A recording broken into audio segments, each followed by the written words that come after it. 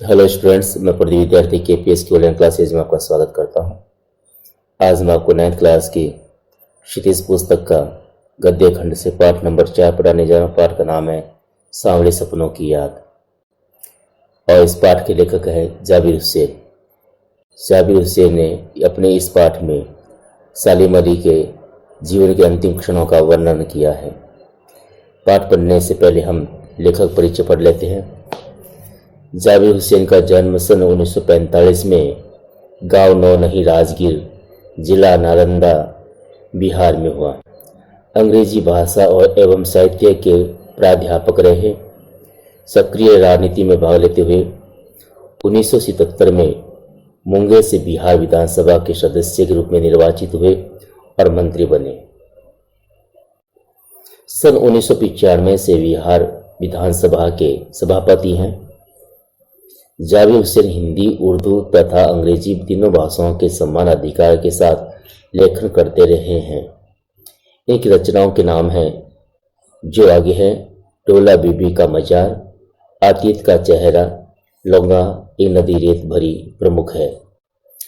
अपने लंबे राजनीतिक सामाजिक जीवन के अनुभवों में उपस्थित आम आदमी के संघर्षों को उन्होंने अपने साहित्य में प्रकट किया है। संघर्षरत आम आदमी और विशिष्ट व्यक्तित्वों पर लिखी गई उनकी डायरियां चर्चित प्रशंसित हुई है। जाबिर हुसैन ने डायरी विद्या में एक अभिनव प्रयोग किया है जो अपनी प्रस्तुति शैली और शिल्प में नवीन है। प्रस्तुत पाठ जून 1987 में प्रसिद्ध पक्षी वैज्ञानिक सालिम अली की मृत्यु के तुरंत बाद डायरी शैली में लिखा गया संस्मरण है। उनकी याद में लिखी गई ये रचना है। सालिम अली की मृत्यु में उत्पन्न दुख और अवसाद को लेखक ने सांवले सपनों की याद के रूप में व्यक्त किया है। सालिम अली का स्मरण करते हुए लेखक ने उनका व्यक्ति चित्र प्रस्तुत किया है। यहाँ भाषा की रवानी है और अभिव्यक्ति की शैली दिल को छूती है। पाठ शुरू करता हूं मैं। सुनहरे परिंदों की खूबसूरत पंखों पर सवार सांवले सपनों का एक हुजूम मौत की खामोश वादी की तरफ अग्रसर है। कोई रोक टोक सके कहां संभव है। इस हुजूम में आगे आगे चल रहे हैं सालिम अली, अपने कंधों पर सैलानियों की तरह अपने अंतहीन सफर का बोझ उठाए। लेकिन यह सफर पिछले तमाम सफरों से भिन्न है। भीड़ भाड़ की जिंदगी और तनाव के माहौल से सालिम अली का यह आखिरी पलायन है। अब तो वो उस वन पक्षी की तरह प्रकृति में विलीन हो रहे हैं जो जिंदगी की आखिरी गीत गाने के बाद मौत की गोद में जा बसा हो। कोई अपने जिस्म की हरारत और दिल की धड़कन न देकर भी उसे लौटाना चाहे तो वह पक्षी अपने सपनों के गीत दोबारा कैसे गा सकेगा। कहने का आशय है, पक्षियों की खोज में सालिम अली ने अपनी पूरी जिंदगी में सफर किए हैं, लेकिन आज ये अपनी जिंदगी के सफर में अंतिम चरण में है और ये समय बीत रहा है। मुझे नहीं लगता कोई इस सोए पक्षी को जगाना चाहेगा। वर्षों पूर्व खुद सालिम अली ने कहा था कि लोग पक्षियों को आदमी की नज़र से देखना चाहते हैं। ये उनकी भूल है। ठीक उसी तरह जैसे जंगलों और पहाड़ों, झरनों और आबशारों को वो प्रकृति की नज़र से नहीं, आदमी की नज़र से देखने के उत्सुक रहते हैं। भला कोई आदमी अपने कानों से पक्षियों की आवाज़ का मधुर संगीत सुनकर अपने भीतर रोमांच का सोतवा फूटता महसूस कर सकता है? वो सिर्फ सलीम अली थे जो पक्षियों की आवाज पर झूम उठा करते थे। एहसास की ऐसी एक उबड़ खाबड़ जमीन पर जन्मे मिथक का नाम है सालिम अली। पता नहीं इतिहास में कब भगवान कृष्ण ने वृंदावन में रास लीला रची थी, शोक गोपियों को अपनी शरारतों का निशाना बनाया था, कब माखन भरे भांडे फोड़े थे और दूध छाली से अपने मुंह भरे थे, कि वाटिका में छोटे छोटे किंतु घने पेड़ों की छाया में विश्राम किया था।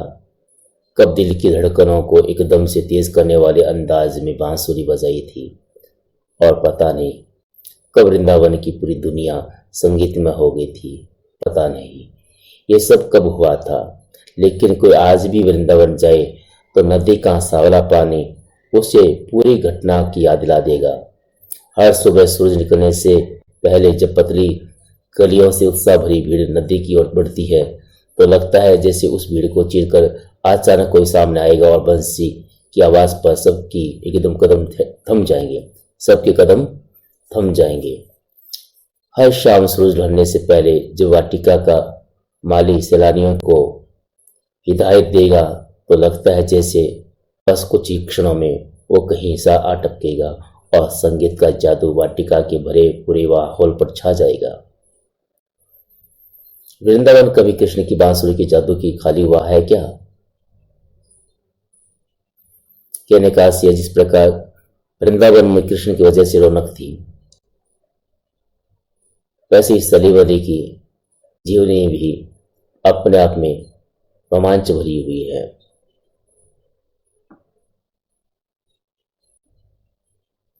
मिथकों की दुनिया में इस सवाल का जवाब तलाश करने से पहले एक नजर कमजोर काया वाले उस व्यक्ति पर डाली जाए जिसे हम सलीम अली के नाम से जानते हैं। उम्र की शती तक पहुंचने में थोड़े दिन बच रहे थे।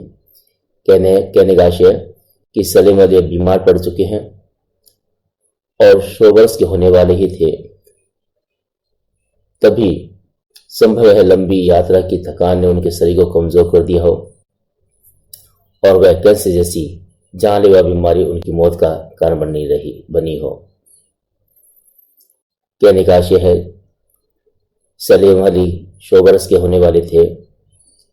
कुछ महीने ही घट रहे थे, उसी समय उन्हें कैंसर जैसी बीमारी हो गई और उनका ये जीवन के अंतिम क्षण चल रहे थे। लेकिन अंतिम समय तक मौत की उनकी आंखों से वह रोशनी छीनने में असफल रही जो पक्षियों की तलाश और उनकी हिफाजत के लिए समर्पित थी। कहते हैं कि सलीम अली बीमार थे, फिर भी पक्षियों के प्रति उनका प्रेम और लगाव कम नहीं हुआ। सलीम अली की आंखों पर जड़ी दूरबीन उनकी मौत के बाद ही उतरी थी। उन जैसा वर्ल्ड वाचर शायद ही कोई हुआ हो, लेकिन एकांत क्षणों में सलीम अली बिना दूरबीन भी देखे गए हैं। इसका वास्तव यह है कि अधिकांश समय सलीम अली गले में अपनी लंबी दूरबीन रखा करते थे और दिन भर पक्षियों को देखने का काम करते थे और उनकी शैली आदि लिखने की कोशिश करते थे। दूर क्षितिज तक फैली जमीन और झुके आसमान को छूने वाली उनकी नजरों में कुछ न कुछ वैसा ही जादू था जो प्रकृति को अपने घेरे में बांध लेता है। सलीम अली प्रकृति के बीच ही अपना अधिकांश समय बिताते थे। आसमान में उड़ते हुए पक्षियों को देखना, दूरबीन के माध्यम से पक्षियों के निवास को देखना और उनके रहन सहन खान पान की शैली को समझना और उसका वर्णन करना सलीम अली का विशेष शौक था। सलीम अली उन लोगों में से थे जो प्रकृति के प्रभाव में आने की बजाय प्रकृति को अपने प्रभाव में लेने का कायल होते हैं। उनके लिए प्रकृति में हर तरफ एक हंसती खेलती रहस्यमय दुनिया भरी पड़ी है। कहने का आशय सलीम अली मानते हैं कि प्रकृति बहुत खूबसूरत है। यह हजारों रहस्य है, कुछ रहस्य ज्ञात हुए, कुछ अभी भी अज्ञात है। ये दुनिया उन्होंने बड़ी मेहनत से अपने लिए गढ़ी थी। इसके गढ़ने में उनकी जीवन साथी तहमीना ने काफी मदद पहुंचाई थी। तहमीना स्कूल के दिनों में उनकी सहपाठी रही थी। अपने लंबे रोमांचकारी जीवन में ढेर सारे अनुभवों के मालिक सलीम अली एक दिन केरल की साइनेट वैली को रेगिस्तानी हवा की झोंके से बचाने का अनुरोध लेकर चौधरी चरण सिंह से मिलने गए थे। वे प्रधानमंत्री थे। चौधरी साहब गांव की मिट्टी पर पड़ने वाली पानी की पहली बूंद को और उसका असर जानने वाले नेता थे। पर्यावरण की संभावित खतरों का जो चित्र सालिम अली ने उनके सामने रखा, उसने उनकी आंखें नम कर दी थी। सालिम अली ने जब चौधरी चरण सिंह जी से, उस समय के प्रधानमंत्री से, पक्षियों के जीवन का संकट बताया तो चौधरी चरण सिंह की आंखें भर आई। आज सालिम अली नहीं है, चौधरी साहब भी नहीं है, कौन बच्चा है जो अब सोंधी माटी पर उगी फसलों के बीच एक नए भारत की खोज, एक नए भारत की नींव रखने का संकल्प लेगा? कौन बच्चा है जो अब हिमालय और लद्दाख की बर्फीली जमीनों पर जीने वाले पक्षियों की वकालत करेगा? कहने का आशय है, सलीम अली पक्षियों की सुरक्षा को लेकर अनेक बार सरकारी डिपार्टमेंट से मिलते रहे हैं, प्रधानमंत्री से भी मिलते रहे हैं। ऐसी चाह, ऐसी कामना करने वाला आज कौन है? सलीम अली ने अपनी आत्मकथा का नाम रखा था फॉल ऑफ ए स्पैरो। मुझे याद आ गया, T.H. लॉरेंस की मौत के बाद लोगों ने उनकी पत्नी फ्रीडा लॉरेंस से अनुरोध किया कि वे अपने पति के बारे में कुछ लिखें। फ्रीडा चाहती थी तो ढेर सारी बातें लॉरेंस के बारे में लिख सकती थी, लेकिन उसने कहा, मेरे लिए लॉरेंस के बारे में कुछ लिखना असंभव सा है। मुझे महसूस होता है मेरी छत पर बैठने वाली गोरैया लॉरेंस के बारे में ढेर सारी बातें जानती है। कहने का आशय, D.H. लॉरेंस की मौत के बाद जब उनकी पत्नी फ्रीडा लॉरेंस से यह अनुरोध किया गया कि वह अपने पति के बारे में लिखें, तो उसने कहा कि मेरे से ज्यादा मेरे पति के बारे में छत पर बैठी हुई ये गोरिया जानती है। यानी कि D.H. लॉरेंस भी पक्षी प्रेमी व्यक्ति थे, वह भी ज्यादा जानती है। वो सचमुच इतना खुला खुला और सादा दिल आदमी था।